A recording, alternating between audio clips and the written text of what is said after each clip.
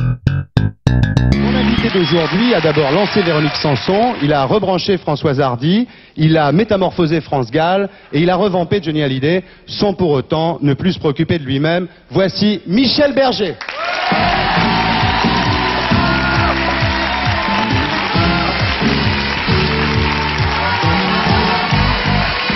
Bonjour. Michel, bienvenue sur le plateau de Scoop à la Une. Merci. Alors comme tu es une agrègue de philo et puis que tu as un look quand même assez romantique avec Je vois que t'es bien enseigné. ton auréole de cheveux, Oui. je t'ai préparé un questionnaire de Proust rajeuni. Je suis très très mauvais pour ça, je te préviens, parce il faut toujours répondre des choses très drôles au questionnaire de Proust. Ça dépend, on peut répondre des choses très profondes. Ah bon? Oui, mais il faut du temps alors là. Alors première question, quel est pour toi le comble de la misère? Ah. Bon là, je vais répondre très au premier degré. Je crois que c'est un petit enfant qui meurt de faim. Parce qu'on a vu des images d'enfants en train de mourir de faim depuis quelques mois à la télé. Et ça, je trouve que c'est vraiment quelque chose de très très pénible. Quel est ton idéal de bonheur terrestre? Alors là, c'est, je dirais, blonde, 1m65, les yeux marrons, tu vois, genre comme ça. Ton metteur en scène de cinéma favori? Je dirais Kubrick. Je ferais bien une petite comédie musicale avec Kubrick, là. Ça doit être passionnant. Ton peintre favori? Ah bah écoute, c'est Cézanne, ça. Très belle chanson. Ton poète favori?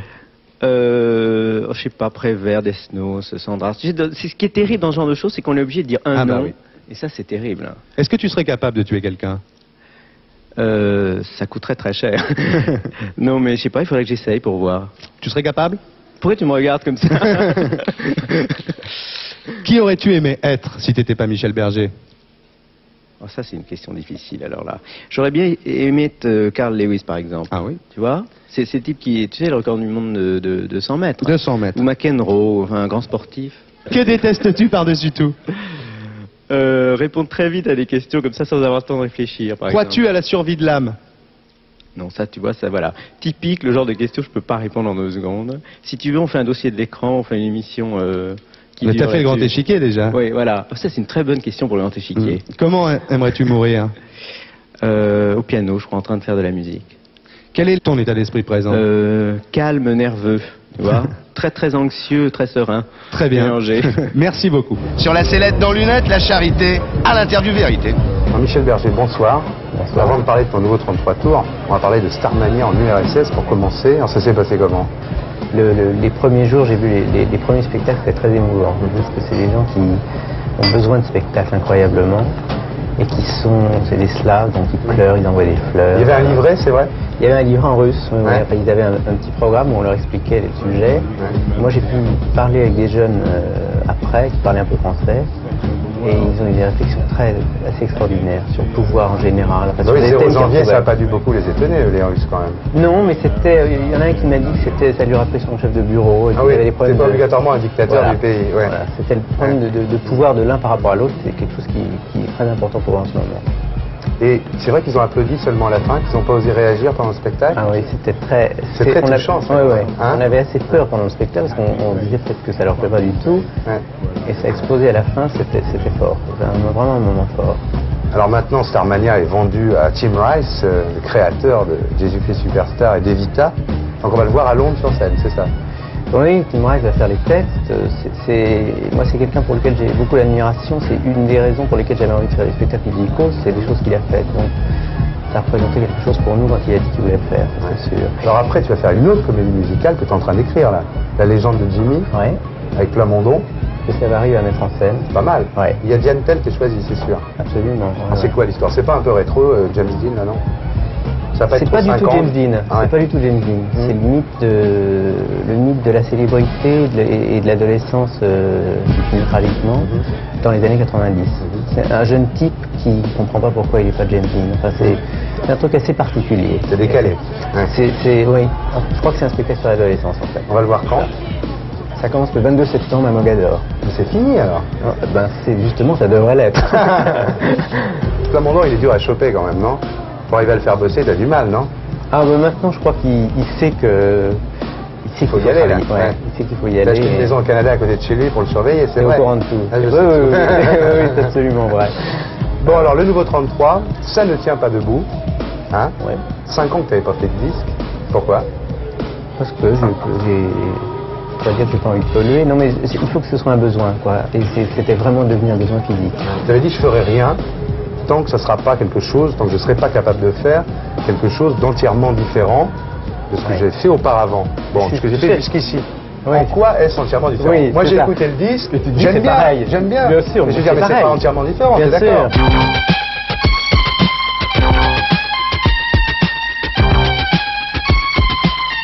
Je crois que pour les gens, de toute manière, tout ce que je ferai toute ma vie, ce sera pareil, sûrement. D'une certaine manière, c'est le même qui chante. Voilà. Ouais. Mais pour moi, c'est une évolution énorme. Ah bon? Ah ouais. Parce que d'abord, les musiciens avec lesquels j'ai travaillé, j'aurais sans doute jamais pu travailler avec eux à une autre époque. C'est des musiciens de New York, qui ont une violence énorme en eux et tout ça. Et il y a une espèce d'énergie très dure que je voulais avoir à cause des textes. Et puis en même temps, de côté très émotif. Tu sais, je crois que c'est peut-être que pour moi que c'est vraiment tout à fait différent, mais c'est ça qui compte, quoi. En fait, ce qui compte, c'est d'y croire au truc qu'on fait, sinon c'est vraiment dur. La chanson de titre, c'est une chanson sur les handicapés. On ne comprend pas obligatoirement quand on écoute le disque, mais quand on voit le clip, on ne peut pas se tromper. C'est pas un peu beaucoup, non? Tu as vu l'émission de Bernard Tapie sur les handicapés, non? J'en ai vu un petit bout. Je sais pas, j'ai l'impression qu'on passe un peu d'un extrême à l'autre, tu vois. C'est-à-dire que les handicapés, c'est vrai que pendant des années, personne ne s'en occupait. Aujourd'hui, on fait des émissions à la télé à 20h30, on fait des clips. C'est pas un peu too much dans l'autre sens, non? C'est pas une chanson sur les handicapés, moi, que j'ai voulu faire, en tout cas. C'est une chanson sur le handicap, c'est pas pareil. Tu vois, le handicap, ça peut être la couleur de peau, ça peut être quelqu'un qui a un problème, quoi. Si un Bergerac, il a un gros nez, c'est un handicap. Absolument. C'est une pièce sur un handicapé, finalement. Et c'est vrai, quelqu'un qui est très très con, je sais pas, c'est un handicap aussi. C'est le regard des autres sur lui, ça c'est quelque chose qui m'a beaucoup frappé et ça me frappe trop, tu vois, ça m'est arrivé trop de fois, devant trop de gens, il fallait que ça sorte. Quoi. Tu dis souvent dans tes chansons, enfin dans ce disque-là d'ailleurs en particulier, je voudrais qu'il y ait plus de tolérance. Est-ce que c'est pas un vœu pieux finalement? Est-ce que c'est pas angéliste de dire, je voudrais qu'il y ait...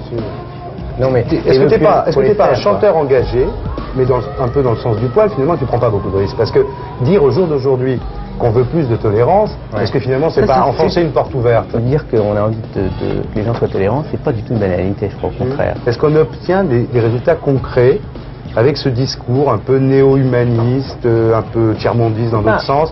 Est-ce qu'il y a plus de tolérance? Est-ce que les gens du tiers-monde vivent mieux finalement? Moi je crois que les artistes... Bon, alors là, je ne veux pas me mettre en avant. Action École, Chanteurs sans frontières, quels sont les résultats?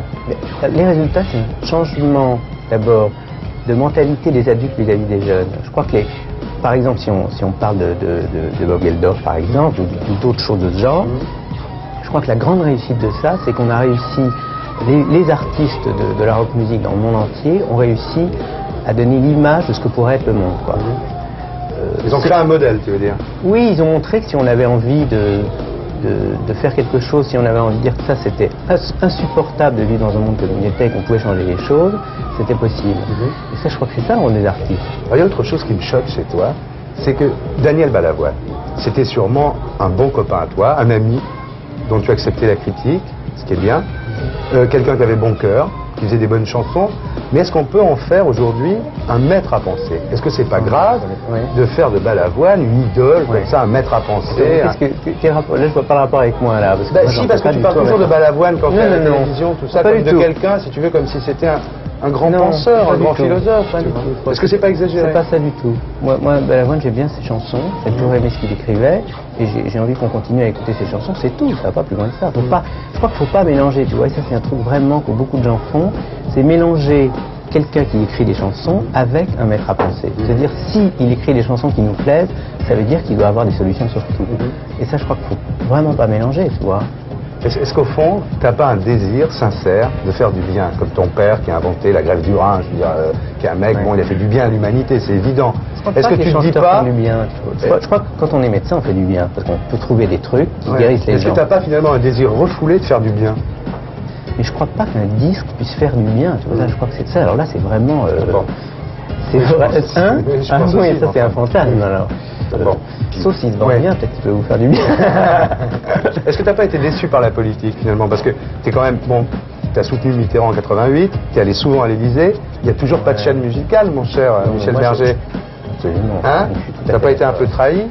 Non, mais moi, les limites de la politique, je trouve qu'elles existent profondément. Je sais pas, quand il parle du seuil de tolérance, par exemple, Mitterrand, t'es déçu là quand même, non? Non, mais moi, je suis incapable d'être d'accord avec quelqu'un sur tout. Donc, simplement, quand on a un choix à faire, on fait le choix qu'on a envie de faire. Voilà. Mais c'est vrai que la chaîne musicale, j'en ai un peu gros sur la patate là. Mais toujours pas là, la chaîne musicale. Est-ce que tu crois encore en Dieu, enfin celui de l'Élysée? Celui de l'Élysée. Comme les gens disent. Moi, je trouve que c'est un assez bon président. Si je compare, si tu veux, avec les autres, finalement. Je crois que c'est un... Mais moi, je peux me tromper. J'ai l'impression que c'est quelqu'un qui est assez sensible à des choses, justement, humanistes. Et au vrai Dieu, est-ce que tu y crois? Tu sais, il y a une expression de Woody Allen que je trouve formidable qui dit « J'espère qu'il a une bonne raison ». Et je trouve que c'est vrai, j'espère qu'il a une bonne raison s'il existe, parce qu'il y a des choses qui paraissent pas logiques. Alors Michel, est-ce que tu es prêt à faire une interview première fois? D'accord. D'accord? T'as pas le choix, tu diras.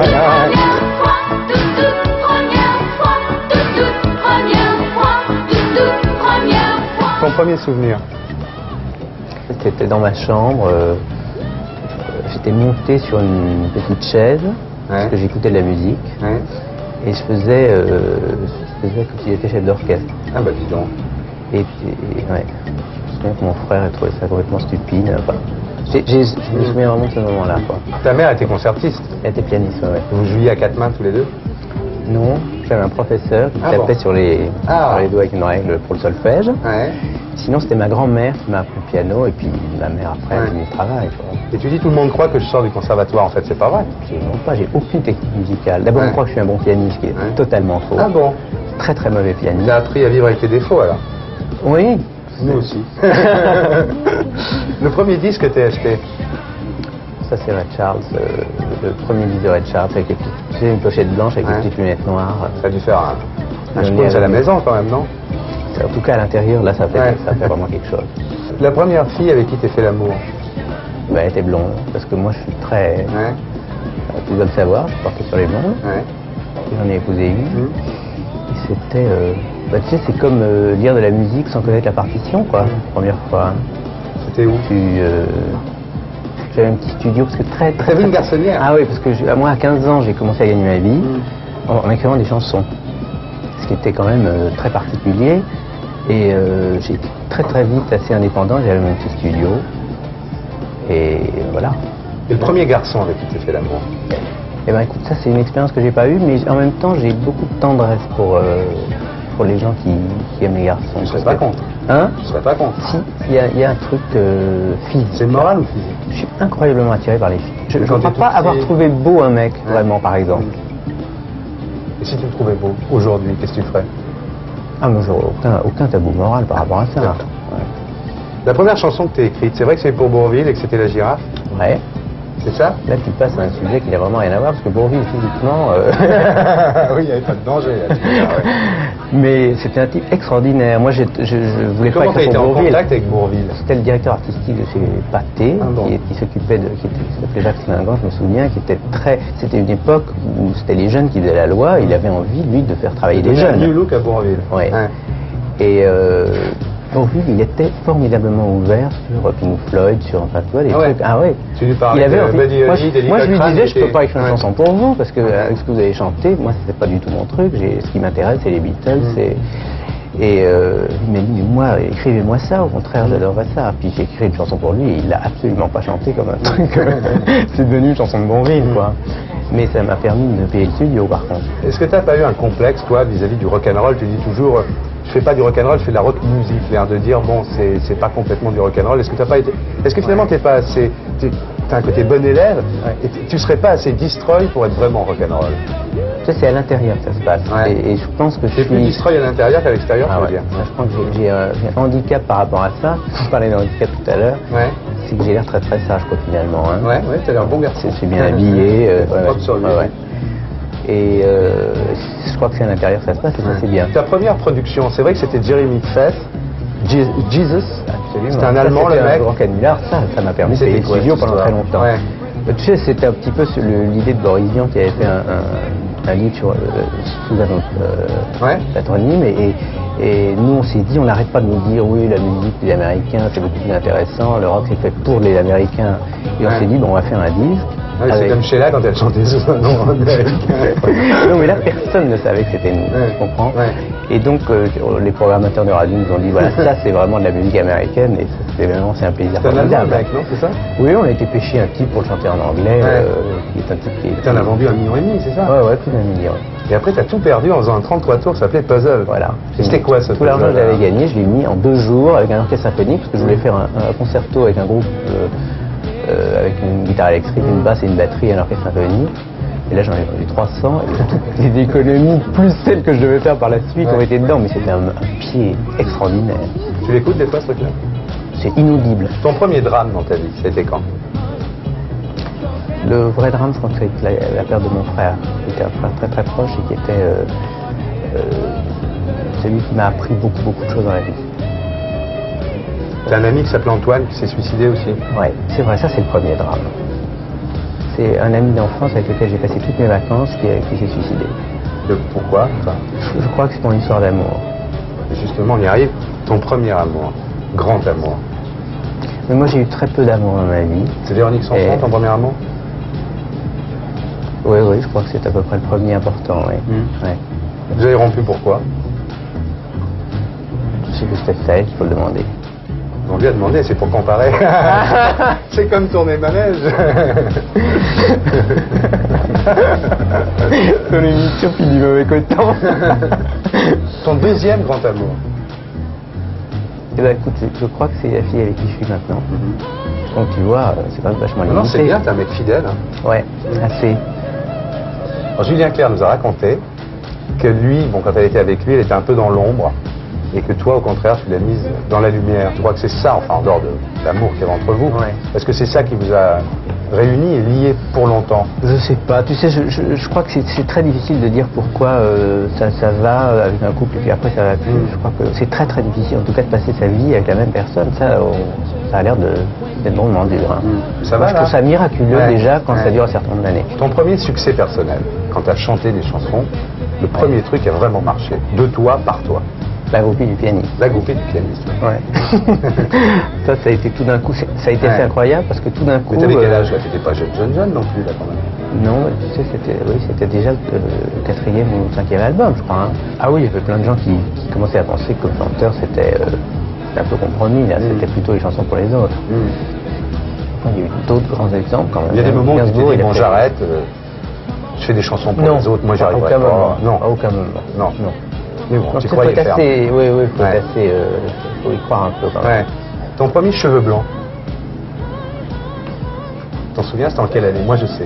Ah bon? Ouais, mais dis-moi, on va voir si ça t'a marqué. C'est incroyable, tu dois avoir des... comme ça, le texte. Non, c'est en 1980. Oui. Dans un article, une interview à Georges-Marc Benamou dans le Quotidien de Paris, tu venais d'avoir ton premier cheveu blanc. Et j'en faisais tout un plat. Ouais. Je ne savais absolument pas ce qui allait arriver.